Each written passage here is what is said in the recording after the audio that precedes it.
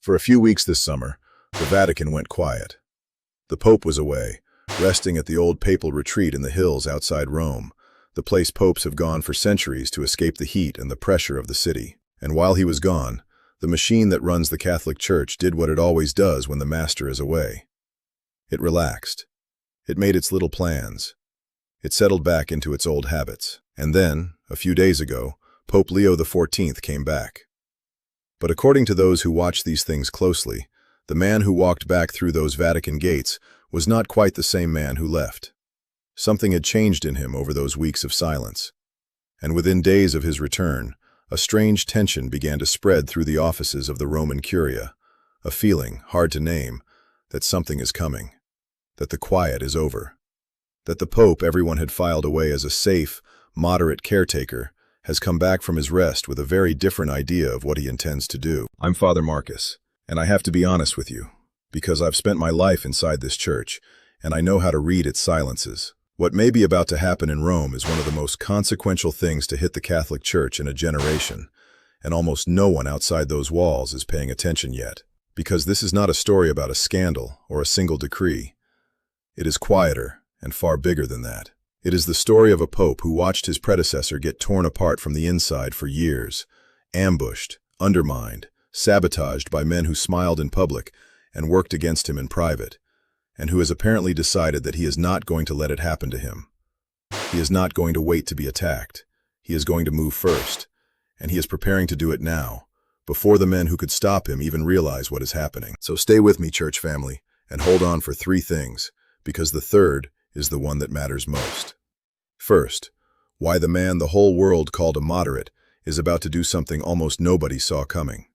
Second, the trap that slowly destroyed the last pope, the quiet war inside the Vatican, and why Leo XIV is racing to get ahead of it. And third, the one you cannot leave before. The move he is reportedly preparing right now. The one that could change the shape of the Catholic Church for the next 50 years, and what it means for you and for your family's faith. Three things. Stay for the third. And before we go on, do this with me now. Down in the comments, write these words. Lord, protect your church and guide your shepherd. Write it now, because before the end, you'll understand exactly why it matters. I read them, and I'll be praying over them tonight. To understand what's coming, you have to start with the man who came back from those hills, and why the people who work closest to him suddenly look nervous. Here is the first thing you have to understand. A pope's vacation is never really a vacation. Popes go to that hilltop retreat to do the one thing the noise of Rome never lets them do. Think clearly. And by every account, Leo XIV came back from those weeks not rested and relaxed, but focused, like a man who had used the silence to make up his mind about something. And almost immediately, the signs began. They are small signs, if you're not watching for them. A schedule suddenly full of private meetings, quiet conversations with the men who handle the machinery of the church's government, and above all, a subject that has started to hum through the Vatican like an electric current, the reorganization of the Roman Curia itself. The Curia, if you've never heard the word, is the vast bureaucracy that actually runs the Catholic Church day to day. The departments, the offices, the officials who decide who gets appointed where, whose careers rise, and whose quietly end. It is the engine room of the whole church, and right now, according to those who follow the Vatican for a living, decisions about that engine room are sitting on the Pope's desk. Decisions about who stays, who goes, and how the whole thing will be reshaped. And what he decides will tell the world exactly what kind of Pope he really intends to be. Now here is where it gets interesting, because there are two whispers running through Rome at the same time, and they contradict each other. One whisper says he is about to quietly dismantle the reforms of his predecessor. The other says he is about to complete them, to finish what Francis started and could never push all the way through. And the very fact that no one is sure which it is tells you something important. This Pope keeps his cards close, and he is not asking permission. He is a man who has learned that in the Vatican, the moment you announce what you're going to do, the resistance has time to organize against you. So he says almost nothing, and he prepares. And you have to understand who this man actually is, because it explains everything. Before he was Pope, Leo XIV spent years running the single most sensitive office in the entire Vatican when it comes to power, the office that evaluates and proposes the bishops of the world. Think about what that means. For years, it was his job to know the character, the loyalties, the weaknesses, and the ambitions of hundreds of the most powerful churchmen on every continent before deciding who would be trusted with a diocese and who would not. There is almost no one alive who understands the inner machinery of church power better than he does.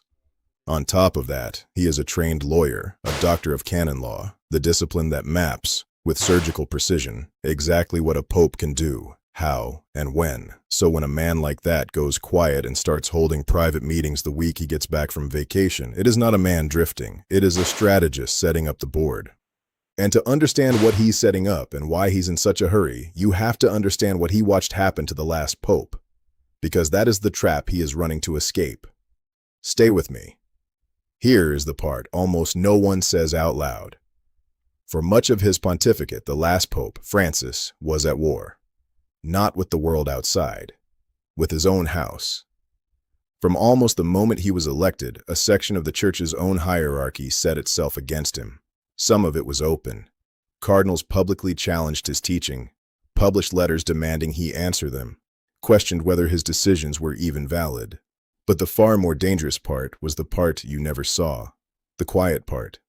Officials who nodded and smiled in the room, and then walked out and did the opposite. Reforms announced from the top that somehow never quite happened at the bottom, buried under paperwork and delay, and 1,000 small acts of resistance. Money scandals that erupted out of the very offices he was trying to clean. It was, in the words of more than one observer, a kind of slow, silent civil war inside the Vatican itself. A war of attrition designed not to defeat a pope in a single blow, but to wear him down, year after year, until he was exhausted, isolated, and out of time. And I want you to sit with how cruel that is, because it is the heart of this whole story. Imagine being the shepherd of over 1 billion souls, and knowing that some of the men closest to you, the ones kissing your ring, are working to undermine you the moment your back is turned. Imagine trying to steer something as ancient and enormous as the Catholic Church, while the very people who are supposed to be rowing with you are quietly drilling holes in the boat. That was the reality the last pope lived in for years. The betrayals rarely had names attached to them in public. They didn't need names. They just needed patience. And they nearly ran out the clock on his entire papacy.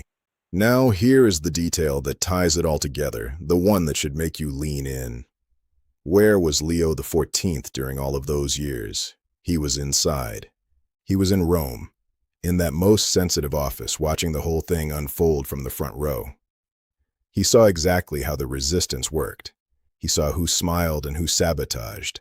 He saw how a reform gets strangled in its crib, not by open rebellion, but by delay, by leaks, by the patient refusal of a bureaucracy that knows it can simply outlast any one man. He learned the enemy's playbook by heart, not from a book, but by watching it used, again and again, on the man he served. And here is the thing about a man who has watched a trap spring on someone else. He does not walk into it the same way. He does not announce his plans and give the machine a year to organize. He does not wait politely to be ambushed. According to everything now stirring in Rome, Leo XIV has apparently decided to do the one thing his predecessor could not do in time, to move first, to get ahead of the betrayal before it can be organized against him. And that is where this stops being history and becomes the thing that is happening right now. Stay with me, because now I have to tell you what he's reportedly preparing to do. So here's what all of it points to. And I have to say clearly, the way a shepherd should, that no decree has been signed, nothing has been announced from the balcony. This is not a done thing. It is a preparation. But when you put the pieces together, the man's entire background, the private meetings, the reorganization of the curia sitting on his desk, the electricity running through those offices, the picture that emerges is unmistakable. Leo XIV is preparing to reshape the government of the Catholic Church from the inside. To take the very engine room where the last pope was quietly sabotaged and put his own hands on the controls before anyone can stop him. Think about what that actually means in practice, because it is far more powerful than any single dramatic gesture. He does not need to fight the resistance out in the open, in front of cameras, where they would love to paint him as a tyrant. He is a canon lawyer. He knows the quiet way. You reshape the departments. You decide who leads them and who is quietly moved aside. You place people you trust in the offices that actually make things happen, so that when a decision comes down from the top, there is no longer an invisible wall of delay waiting at the bottom to strangle it. In other words, he appears to be preparing to do to the resistance exactly what the resistance did to Francis, but faster and first. Not with rage. Not with a purge splashed across the news. With the patient, precise moves of a man who spent years studying exactly how this game is played, and who has finally sat down on the other side of the board. And that is the answer to the question I made you wait for. Why a man everyone called a moderate is about to do something so bold. He was never really the passive caretaker the world assumed. He was a man who had watched quietly for years, learning. And now, fresh off those weeks in the hills, he has come back to do the thing no one expected of him. To get ahead of the very forces that nearly broke his predecessor, before those forces even understand that the game has already begun.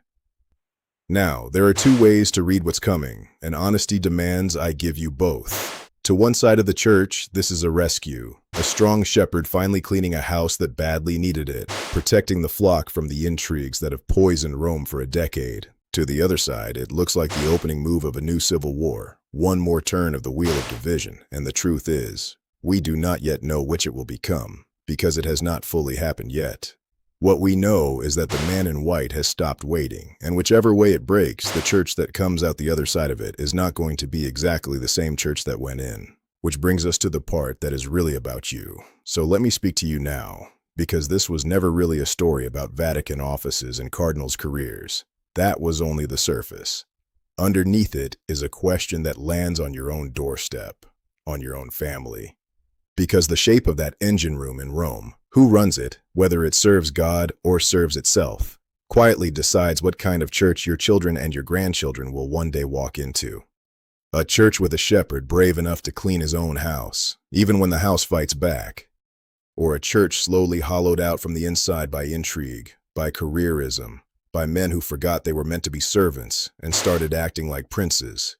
That is what is actually being decided in those quiet meetings in Rome right now. Not politics, the floor your children's faith will one day stand on. And here's the deeper warning in all of it, the one that reaches far past the Vatican and straight into your own life.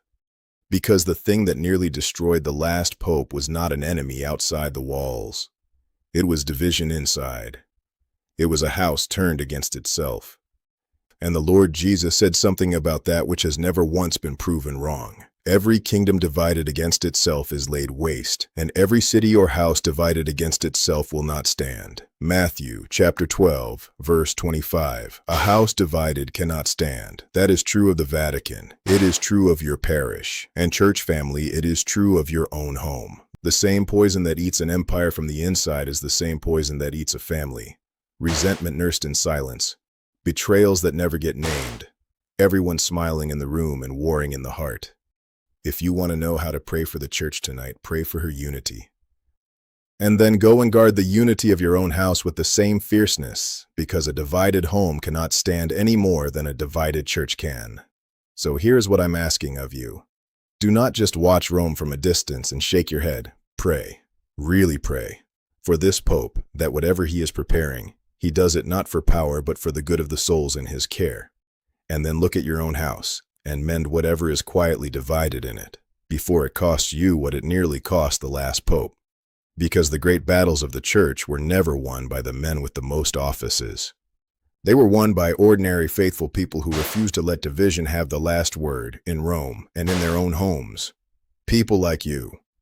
Now I want to hear from you. Tell me down in the comments, do you believe this pope is right to move first and clean his own house? Or does it worry you? And be honest, is there something quietly divided in your own family right now that you know God is asking you to heal? Write it, and tell me the country you're praying from, because I read every single one, and I'll be praying over them tonight. If this opened your eyes, share it with someone who loves the church and needs to understand what's really happening inside her walls. And subscribe, because here we walk through these things with the truth, and nothing invented to frighten you. Pray with me in the comments. God bless you all. I love you, family. Stay faithful.